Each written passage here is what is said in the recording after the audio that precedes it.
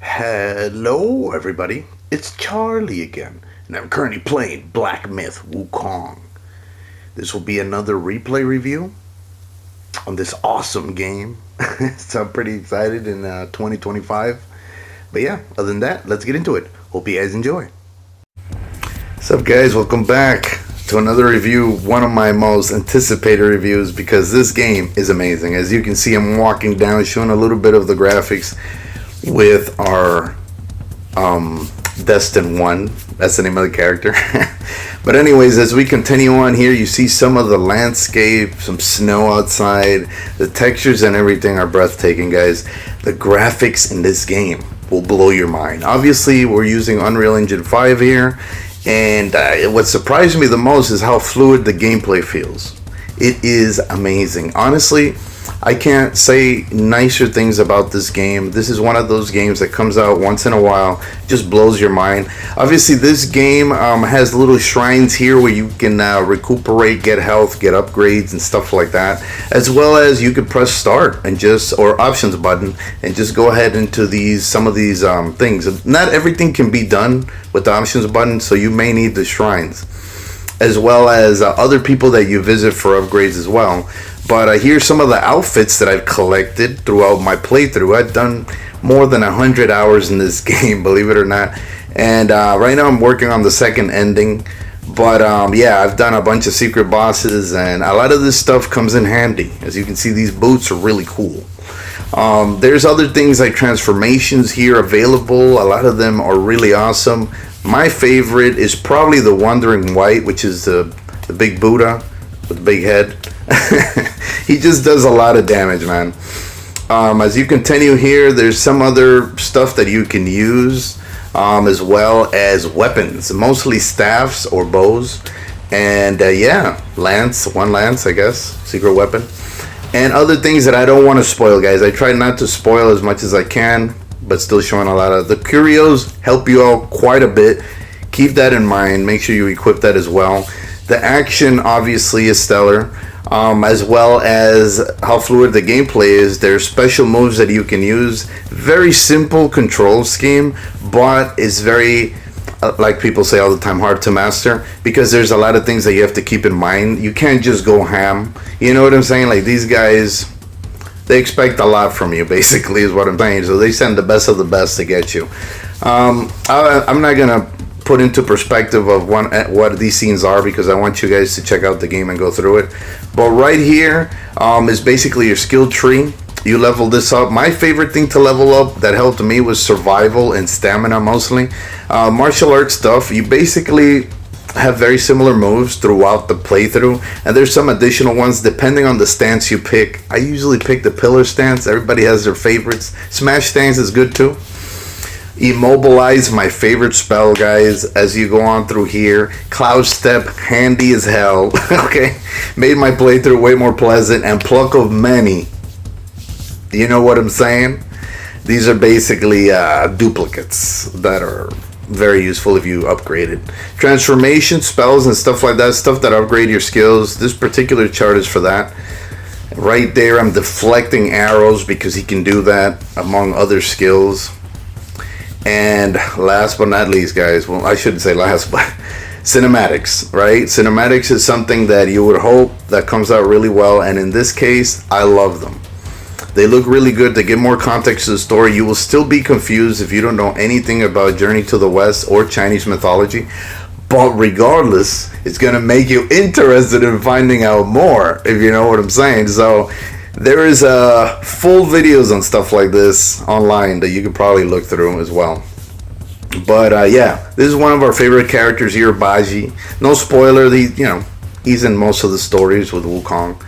But anyways, yeah, badass boss fights, nightmarish to nightmarish levels, frustrating levels sometimes, but you still feel like you're having fun, even if you die over and over. It's kind of strange. It's addicting, but sometimes it's frustrating. So as you can see, more cinematics, more boss fights that I just wanted to show, and some of the scenarios that you may get into.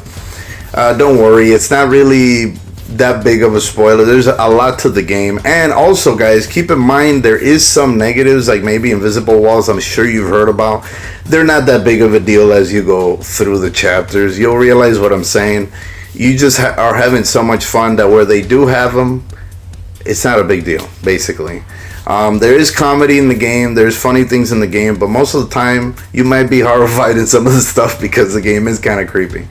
Here is the chapters that you complete. There's a story behind each of these animations and stuff when you complete each chapter. I don't want to spoil them, I'm just going to show you that they're unlocked and they're available once you finish those chapters. And yeah, this is by far one of the most difficult games you can play. Don't let people lie to you. It is difficult. But it is fun. You know what I'm saying? So here I am using one of the moves called Cloud Step. Like I said, why it's useful, I wanted to display it in some of these settings against some special enemies. Don't worry, this is not a major enemy, but regardless, you know, it's hard to put up visuals without spoiling something. It's a boss fight game, guys, you know. There is other stuff you can do exploration wise, but yeah, for the most part you're fighting. So if you don't like fights, but I am halfway through the review, guys, and I want to give this game 11 out of 10. Broke my scale, just like Tekken 8. I want to put this in my 11 out of 10 scale because it suits me. In my opinion, this is a masterful game. I absolutely love everything about it after playing through it for over 100 hours. And I can genuinely say, guys, you're missing out if you don't play this. At least try it, okay? I don't want to force you because I love, you know, all this Chinese martial arts stuff and mythology. And for those who don't care about it, still, you will have a good time, I guarantee you. So Game Science, congrats. This is amazing. Knocked it out of the park. Just swung it out of the park. But anyways, yeah, as you continue here, there's other landscape like this, more of a desert environment with a variety of enemies. Guys, I love this game because of that. All the enemies look so different from each other that it's freaking amazing, you know? And I just can't, you know, can't stop talking about it, really, because the variety in enemies, as well as the variety in just so many things I didn't expect in the game when it was first announced, because it was considered like a fake game. And I told people, no, I'm pretty sure this could be real, just because the gameplay looked really real, even though the graphics looked amazing. And I'm telling you, they did not disappoint whatsoever. Here's one of those special bosses. As you can see, they do a little cinematic at the end. And there's a lot of secret areas, and this is why I showed this. This is just one of the secret areas, but there's many. Okay, so like I said, I'm sorry if some of this is a slight spoiler, but I won't put any context to it, so you won't understand anyways. You know what I'm saying? So yeah, I just needed to show as much as I could while explaining why it's an awesome game. So gameplay, graphics, sound, guys, is amazing. The music in this game, the soundtrack, underrated, blowing your mind. Amazing soundtrack as well. Just such a great job. It's a very polished game, you know. I only had one crash, guys, and to be honest, no problems on PS5, so don't worry about that. Here's the graphics mode. I use balance mode. It seems to be the best mode. You do 40 FPS at 120 hertz if you have that on your display, and turn off motion blur. At least I did. There's a sharpening option now after the update, which I would recommend turning on. Some people don't like it, but I think it works well on balance mode. And here is basically a historic lineup of journals of each of these characters, so you know more context about the characters in the story, so you stop being so damn confused, basically. It does help a lot because you start to realize what's actually going on, since this is a continuation of Journey to the West. And it's a long story. You need to play it, is what I'm saying, and I try not to spoil most of it in this review, but guys, I'm telling you, this game is a certified platinum game. You need to platinum it as well, which is what I'm doing now. And I do guarantee you would enjoy it. I think it costs $60, so $10 less than the normal amount. But yeah, guys, new maps after the update. 11 out of 10, guys. Yes, broke my scale. I've only had one other game to break my scale. Another Unreal Engine 5 game, believe it or not, which shocked me.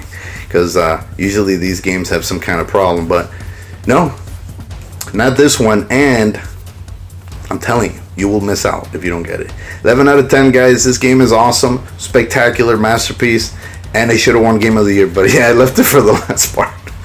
Anyways, I do hope you guys enjoyed. Please like and subscribe, and like I always say, go game.